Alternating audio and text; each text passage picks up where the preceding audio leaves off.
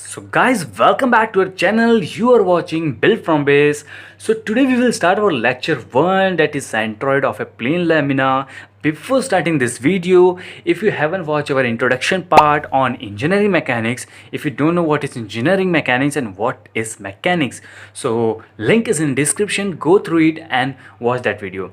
So today we will start centroid of a plane lamina. Centroid of a plane lamina क्या होता है? अगर आपको नहीं पता है centroid of a plane lamina क्या होता है, तो मैं आपको बता दूं कि centroid of a plane lamina एक वो पॉइंट होता है जहां पर आपका कोई भी चीज़ बैलेंस कर रहा हो। लाइक यहाँ पे आप इमेज में देख सकते हैं हैमर कैसे उस पॉइंट पे फिंगर टिप पे बैलेंस कर रहा है। तो हैमर का वो point centroid of a plane lamina है, उस ऑब्जेक्ट का वो centroid of a plane lamina. तो इसे कह सकते हैं हम लोग centre of a plane lamina. So guys, if you are new to our channel then please subscribe our channel and click on bell icon so you will get all notifications of our new videos. तो यहाँ पे हम आगे चलते हैं। So as you can see, centroid क्या होता है? Centroid is a geometrical centre of a body. एक ऑब्जेक्ट है, उसका जो ज्योमेट्रिकल सेंटर होगा वही सेंट्रॉइड कहा जाता है। ठीक है, ये एक छोटा सा डेफिनेशन है। Centre of mass, centre of mass क्या होता है? The point where entire mass of rigid body to be concentrated. जहाँ पे एक पूरे बॉडी का मास कॉन्सेंट्रेटेड है वो उसे हम कहते हैं सेंटर ऑफ मास। तो ये एक बेसिक डिफरेंस है सेंट्रॉइड के बीच में एंड सेंटर ऑफ मास के बीच में। सो आई होप कि आपको ये समझ में आ रहा हो। तो यहाँ हम देख सकते हैं सेंटर ऑफ ग्रेविटी क्या होता है। Centre of gravity, centre of gravity is that point two which resultant weight of a body acts. It means that if any body, जैसे यहाँ पे आप देख सकते हैं ये बॉडी है, इस बॉडी का सेंटर पॉइंट हम इसे कह सकते हैं क्योंकि यहाँ पे वेट 1 है, वेट 2 है, वेट 3 है, यहाँ वेट 4 है, वेट 5 है, वेट 6 है। तो मतलब हर एक पॉइंट पे उसका अपना अपना कुछ वेट होगा, बट एक ऐसा पॉइंट होगा जहाँ पे सबसे ज़्यादा वेट आ रहा होगा, तो वो पॉइंट उसे कहेंगे सेंटर ऑफ ग्रेविटी। जहाँ पे सबसे ज़्यादा वेट लग रहा होगा उस पॉइंट को हम कहेंगे centre of gravity. I hope कि आप समझ पा रहे हो मैं क्या कहना चाहता हूँ। सो यहाँ हम नीचे देखेंगे, but gravity can be different at a different position. As you know कि जैसे जैसे हम स्पेस की तरफ जाते हैं तो ग्रेविटी का काम करने का तरीका थोड़ा थोड़ा डिफरेंट हो जाता है। If you ever seen space rocket that, अगर स्पेस रॉकेट, स्पेस शटल अगर ऊपर जाता है तो एक टाइम के बाद वो ऊपर जाने के बाद जब उसके बूस्टर्स जो रहते हैं वो छोड़ देते हैं अपने स्पेस शटल को, उसके बाद जब वो आगे स्पेस में चले जाते हैं तो वहाँ पे उन्हें डायरेक्शन के लिए खाली फ्यूल की ज़रूरत होती है, क्योंकि वो ऊपर जाने के बाद ग्रेविटी उनको नीचे नहीं खींचती है। एक बार जब ऊपर चले जाते हैं तो स्पेस में अलग तरीके से काम करने लगता है वहाँ पे, और आप डिफरेंट ऊंचाई जगह पे जाएंगे थोड़ा वहाँ पे अलग काम करेगा। अगर आप कहीं और जाएंगे तो कहीं और तरीके से काम कर सकता है। तो अलग अलग जगह पे अलग अलग तरीके से ग्रेविटी काम करता है। तो यहाँ हम देख सकते हैं एक ऑब्जेक्ट है, उसका सेंट्रॉइड हम कैसे निकाल सकते हैं। यहाँ पे आप एक ऑब्जेक्ट देख सकते हैं, इस ऑब्जेक्ट का हमें सेंट्रॉइड पॉइंट निकालना है। तो ये एक रेफरेंस हम लिए हैं एक्स एक्सिस का, एक वाई एक्सिस का। यहाँ एक्स एक्सिस है, यहाँ वाई एक्सिस है। तो सेंट्रॉइड एक्चुअली होता ये है, सी यानी सेंट्रॉइड को डेडिकेट करता है, is equal to x comma y. तो यहाँ कैसे हमें पता चलता है? एक ऑब्जेक्ट है, वो ऑब्जेक्ट कैसा भी उसका शेप हो सकता है, उस ऑब्जेक्ट का सेंटर पार्ट, जो सेंटर पार्ट है वो, उसका जो सेंटर पार्ट है उसका एक्स से डिस्टेंस कितना है, वाई से डिस्टेंस कितना है, ये पॉइंट हमें पता चल जाता है। तो मतलब जो सेंट्रॉइड है, ये सेंट्रॉइड जैसे आपको मैंने बताया geometrical centre of the body, जो सेंट्रॉइड हमें पता चला जाएगा तो उसका एक्स से लेके कितना डिस्टेंस होता है, वाई से लेके कितना डिस्टेंस होता है, ये हम रेफरेंस और with reference x y axis के हम अगर निकाल लेते हैं हमें पता चल जाता है। तो हमें पता चल जाएगा कि उसका सेंट्रॉइड किधर है। ठीक है, तो एग्जाम्पल के लिए जैसे कि हम यहाँ पे एक ऑब्जेक्ट ले लेते हैं, तो यहाँ पे कुछ हमने हमारे कीबोर्ड्स में एक एंटर की जैसा ऑब्जेक्ट हमने दिख रहा है यहाँ पे। तो ये ऑब्जेक्ट का हमें अगर सेंट्रॉइड निकालना रहे तो हम कैसे निकालेंगे, हम इसको एक एक पार्ट में सबसे पहले डिवाइड कर लेंगे ताकि हम उसको इजीली सेंटर पॉइंट उसका निकाल सकें। उसके बाद हम उसको सेंट्रॉइड निकालेंगे। तो वो हम क्या करेंगे, इधर पे सबसे पहले हम उसे डिवाइड करेंगे अलग अलग पार्ट्स में। तो मैं इसको एक एग्जांपल के रूप में ले रहा हूँ, इसे कैसे डिवाइड करूँगा। आप इसे और भी सिंपल रूप से डिवाइड कर सकते हैं। सिंपल तरीके से निकालने के लिए मैं आपको समझाने के लिए इसे 3 पार्ट में 4 पार्ट में डिवाइड कर रहा हूँ।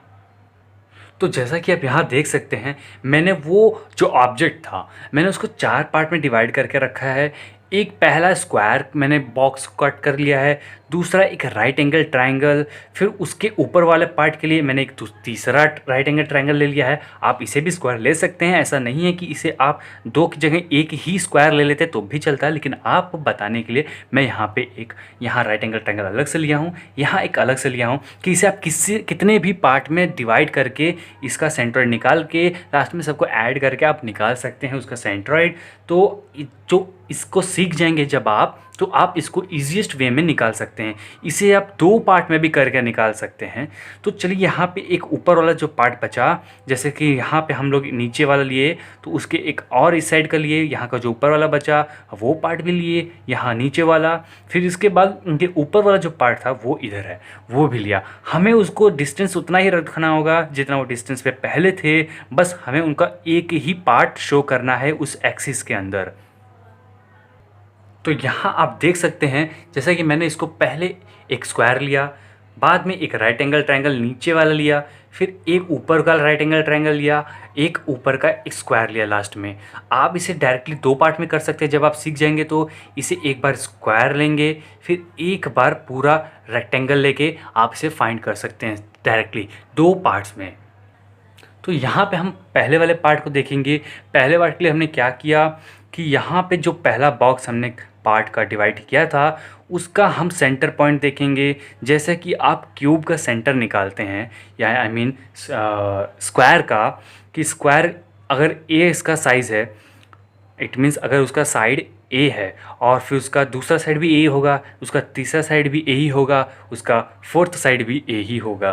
तो अगर वो उसके चारों साइड जब ए हैं उसको हम हाफ में डिवाइड करेंगे तो हमें उसका हाफ इधर का मिल जाएगा। इधर उसे ही हम इस साइड का डिवाइड करेंगे हाफ, तो उसको एक यहाँ से लाइन ड्रॉ करेंगे, उसके बाद एक यहाँ से लाइन ड्रॉ करेंगे उसके हाफ पार्ट पे। तो जो दोनों के ये नॉर्मल पॉइंट आपको जो दिख रहा है हम ये लाइनिंग्स, तो इसका जो कहाँ पे कट हो रहा है, जहाँ पे ये इंटरसेक्ट कर रहे हैं ये पॉइंट्स, ये वो पॉइंट होगा उस ऑब्जेक्ट के लिए सेंट्रॉइड।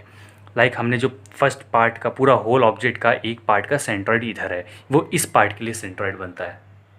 तो हम वो डिस्टेंस इस तरीके से नोट कर सकते हैं। यहाँ से वो x से कितना दूर पे है हमने उसे x1 लिया, और वो y से कितना दूर पे है वो पॉइंट सेंट्रॉइड, यहाँ से यहाँ तक का डिस्टेंस y1 हमने इसको दे दिया नाम, और यहाँ से यहाँ तक का डिस्टेंस x1 दे दिया। फिर ये पार्ट 2 को देखेंगे कि पार्ट 2 में एक रेक्टेंगल नहीं, यहाँ पे हमने लिया है एक राइट एंगल ट्रायंगल।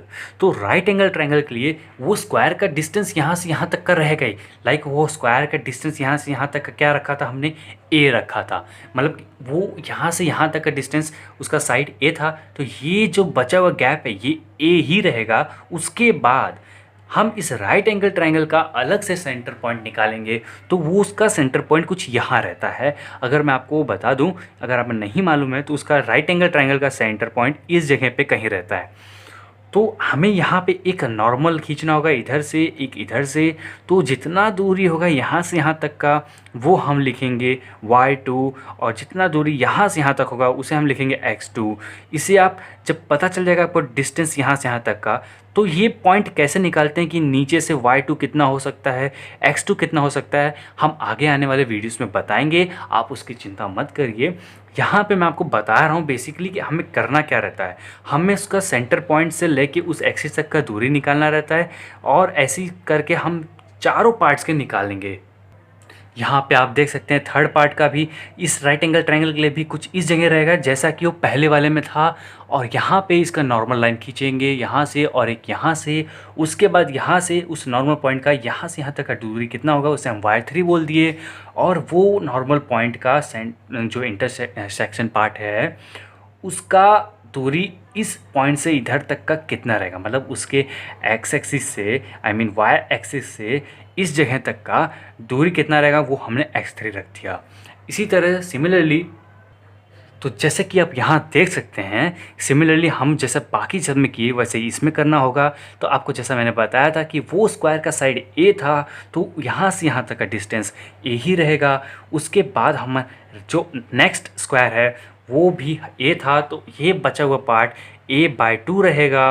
तो एग्जाम्पल के लिए हमने a/2 रखा है यहाँ पे, ये a/2 है और ये a है। तो अगर हम इसकी बात करें कि ये x यहाँ से यहाँ तक का डिस्टेंस कितना है, हमने उसको x4 नाम दिया। तो वो x4 कितना होना चाहिए बेसिकली, तो बेसिकली यहाँ देखा जाए तो x4 होना चाहिए a प्लस a/2। यहाँ से यहाँ तक a था, यहाँ से यहाँ तक a/2, तो वो इतना होगा x4। अब y2 भी इसी तरह से कैलकुलेट करेंगे, तो y2 का डिस्टेंस यहाँ से यहाँ तक का कुछ हो सकता है, लाइक वो जो भी था हमने उसे b रखा, वो कुछ भी हो सकता है। तो यहाँ से यहाँ तक अगर वो a है, अगर वो इधर का a है या b है, सपोज़ कर लीजिए कुछ भी हो, तो यहाँ पे मैं इसको a कहता हूँ, a/2, क्योंकि ये a/2 है तो साइड्स तो सेम ही होते हैं। तो अगर उसका आधा साइड यहाँ पे a/2 है तो ये साइड भी a/2 होगा। तो ये a/2 प्लस नीचे का b is equal to y4, मतलब यहाँ से यहाँ तक का सेंटर पॉइंट, ये यहाँ से यहाँ तक y4 है, और y4 है b प्लस a/2, और यहाँ पे ये x4 है, यहाँ से लेके इस पॉइंट तक का दूरी x4 a प्लस a/2। अब हमको इसको अरेंज करना होगा, हमको चारों पार्ट मतलब ये जितना भी है, इसके डिस्टेंस, इसका डिस्टेंस, इसका डिस्टेंस, इसका x1 x2 x3 x4 y1 y2 y3 y4, इन सब को अब ऐड करना होगा। किस तरीके से हम बताएंगे आपको। आई होप कि आपको ये फॉर्मूला क्लियरली दिख रहा होगा। हमें इस पूरे होल ऑब्जेक्ट का सेंट्रॉइड निकालने के लिए, x का सेंटर निकालने के लिए सबसे पहले यहाँ x बाहर लिखना होगा, इस इक्वल टू a1, यानी कि एरिया ऑफ ऑब्जेक्ट 1, जो हमने फर्स्ट पार्ट डिवाइड किया था, ये वाला part. a1 refers to that object, this object. a1 इस ऑब्जेक्ट का एरिया है, और a2 इस ऑब्जेक्ट का एरिया, a3 इस ऑब्जेक्ट का एरिया, a4 इस ऑब्जेक्ट का एरिया। a1 के साथ सारे 1 वाले रहेंगे, a1 है x1, a2 x2, a3 x3, a4 x4। जैसा कि यहाँ देख सकते हैं a1 x1, a2 x2, यहाँ dot dot dot dot, a2 x3, मतलब a3 x3, a4 x4। इस तरीके से यहाँ पे भी लिखेंगे। उसके बाद divided by a1 plus a2 plus a3 plus a4। तो इस तरीके से करेंगे। y के लिए सेपरेट करेंगे, क्योंकि ये y वाला सेंट्रॉइड हमारे इस ऑब्जेक्ट के लिए y वाला पार्ट अलग रहेगा। तो y वाला पार्ट हम ऐड कर रहे हैं, उसके बाद x वाला पार्ट अलग ऐड कर रहे हैं, ताकि हम इस पूरे होल ऑब्जेक्ट का हमें सेंट्रॉइड मिल पाए। तो यहाँ आप जैसा कि देख सकते हैं कि y is equal to a1 y1 plus a2 y2 plus a3 y3 plus a4 y4 होगा। उसके बाद नीचे a1 a2 a3 a4, तो सब कुछ सेम रहेगा। हमें उस ऑब्जेक्ट का एरिया निकालने, सेंट्रॉइड निकालने के लिए हमको क्या करना होगा, बस y1 y2 से रिप्लेस करना होगा x1 x2, और x1 x2 से रिप्लेस करना होगा y1 y2 y के लिए निकालने के लिए, और x1 x2 रखेंगे हम x के निकालने के लिए। तो इस पूरे होल ऑब्जेक्ट का हमें सेंट्रॉइड पार्ट पता चल जाएगा। जैसे कि हम इस ऑब्जेक्ट का हमने सेंट्रॉइड लिखा था c is equal to x comma y.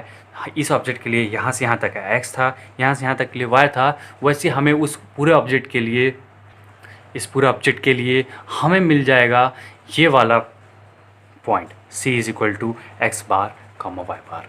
तो ये था हमारा सेंट्रॉइड का एकदम बेसिक पॉइंट्स, एकदम बेस। तो आई होप कि आपको ये समझ में आ रहा होगा।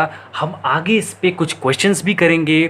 तो आगे आने वाले वीडियोस को आप पाते रहने के लिए हमारे चैनल को सब्सक्राइब कर दें और प्रेस करें बेल आइकन, ताकि ऐसे ही वीडियोस के नोटिफिकेशन आपको मिले सबसे पहले। और इम्पॉर्टेंट दोस्तों, इम्पॉर्टेंट ये है कि आपको कोई भी डाउट है तो आप हमें कमेंट में बता सकते हैं। हम आपको कभी भी रिप्लाई देंगे।